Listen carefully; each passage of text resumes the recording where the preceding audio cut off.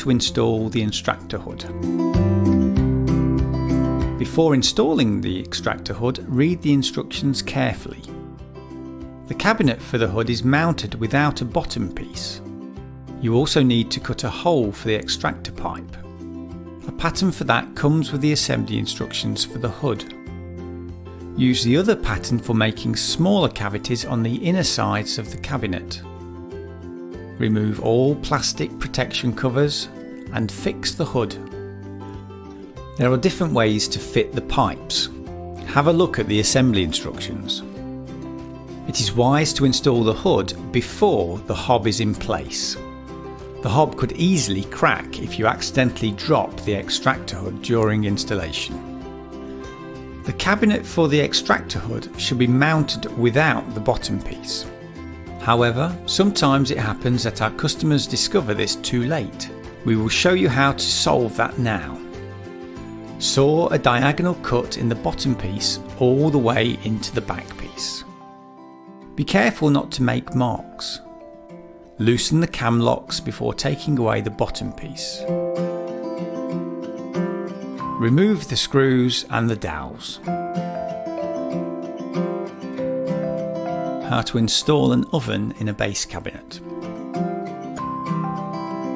When installing the oven with an adjustable shelf, read the assembly instructions to find out the correct height for the support rail. Measure where to put the reinforced shelf on which the oven stands. Fix the rail with the screws included in the oven package. These will, over time, prevent the shelf from moving due to the weight of the oven. After you've installed the oven, you may need to change the position of the shelf, so avoid fixing the shelf too tightly. Adjust the cabinet rail to create a ventilation gap.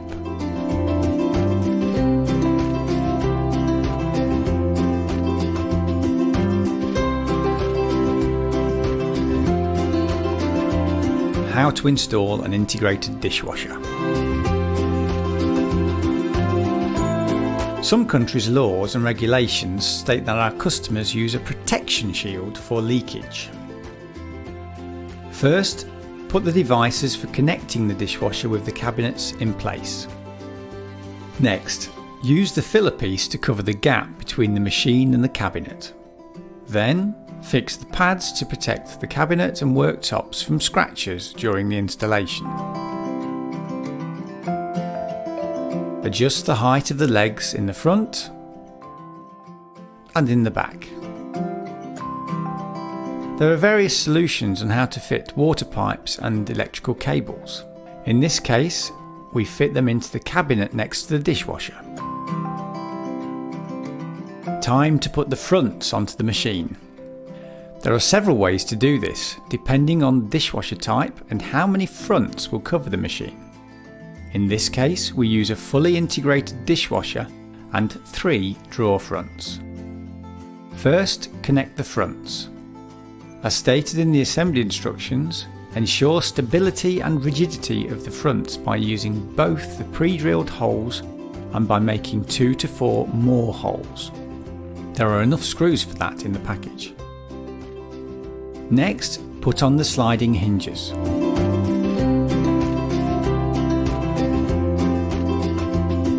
Mount the fronts on the dishwasher. All IKEA dishwashers come with a protection strip that should be placed on the worktop's underside. Finally, align the dishwasher front by adjusting the height of the legs.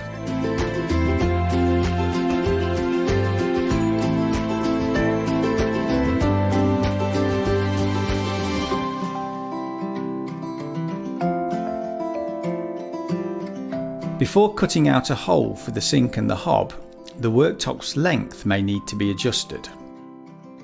If using a circular saw, be sure that the guiding rail is correctly fixed to ensure you get a straight cut. In this case, we use an anti-slip guiding rail, but G-clamps are commonly used. By putting the worktop on the cabinet for the hob, you can indicate where to saw a hole for the hob. Make sure to remember which side is the worktop's front. Follow the assembly instructions and mark the correct measurements for the hob on the worktop. Leave a distance on the worktop's back edge between the wall and the cutout that is at least 55mm. This you need to make sure you have space for whatever wall covering you then use. Put a sealing strip around the hob to avoid liquid or food accidentally leaking down. Next, put on the clips that will ensure the hob sits tightly in the worktop. And last, the hob. If the customer chooses to have the oven in a high cabinet instead of a base cabinet, the hob separator allows you to have a drawer right underneath the hob. Follow the same procedure for installation of the sink. As always, read the assembly instructions carefully before you start. After customizing the length and indicating where the sink will sit in the worktop, put the worktop upside down and trace the outline of the sink on the surface.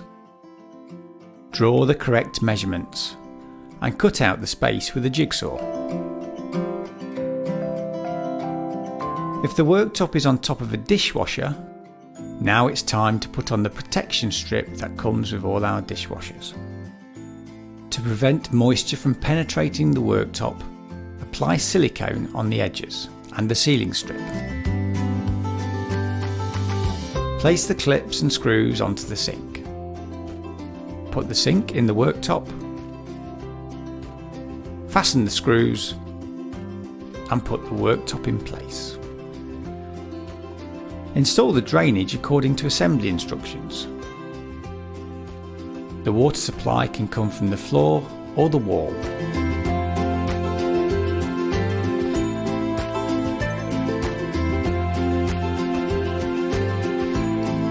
We will now show you how to install an integrated fridge and freezer in a high cabinet. A reinforced shelf is used when the freezer's height is shorter than the height of the cabinet door. Follow the same procedures as for the oven shelf.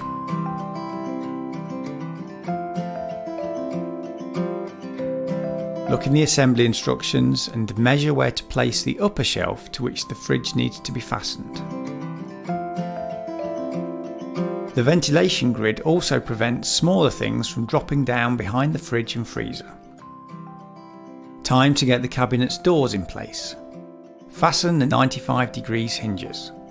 Plug in and place the fridge and freezer in the high cabinet.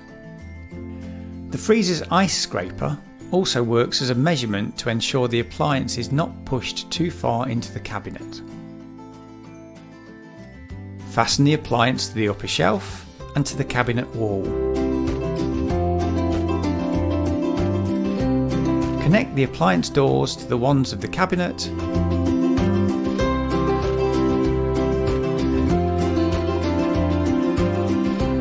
and finish with the protection cover.